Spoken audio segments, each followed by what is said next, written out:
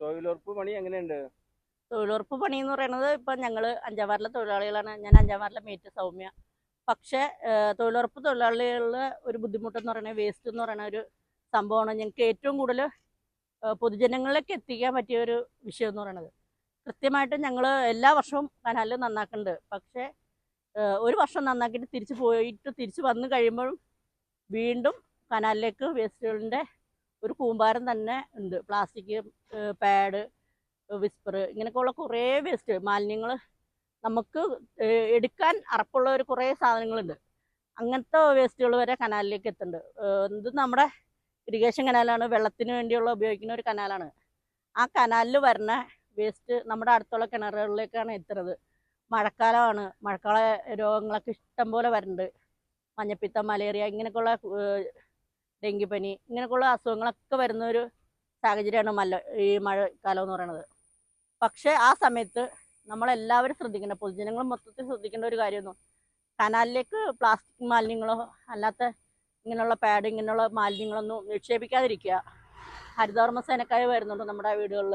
50 രൂപ കൊടുത്താൽ നമുക്ക് വീടുകളിൽ നിന്നും അവരെത്തിച്ചു നമ്മുടെ വീട്ടിൽ നിന്ന് കൊണ്ടുപോകുന്ന ഒരു സാഹചര്യമുണ്ട്. പക്ഷേ ആ 50 രൂപ ലാഭിക്കാൻ വേണ്ടിയിട്ട് കുറേ ആൾക്കാർ വേസ്റ്റുകൾ നമ്മൾ കനാല് വൃത്തിയായിക്കൊണ്ടിരിക്കുന്ന സമയങ്ങളിൽ തന്നെ വേസ്റ്റുകൾ കൊണ്ടുവന്ന് തള്ളണ ഒരു സാഹചര്യം ഉണ്ടായിട്ടുണ്ട്.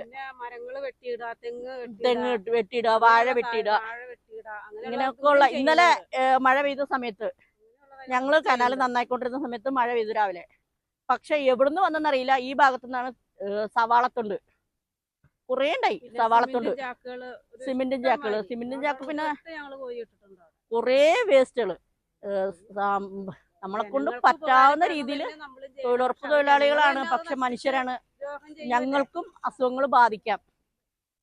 അതെല്ലാം നമ്മൾ പരിഗണിച്ചുകൊണ്ടാണ് നമ്മൾ ഇതിലേക്ക് ഇറങ്ങി ഒരു പ്രവൃത്തി നമ്മളിൽ നിന്ന് എത്തിക്കുന്ന ഒരു പ്രവൃത്തിയാണ്. പക്ഷെ ജനങ്ങളിൽ കുറച്ചുകൂടെ ഒരു മാലിന്യങ്ങൾ പൊതു ആൾക്കാരിലേക്ക് എത്തിക്കാണ്ട് ഈ വെള്ളത്തിലേക്ക് ഇടാണ്ട് സൂക്ഷിച്ചാൽ നന്നായിരിക്കും.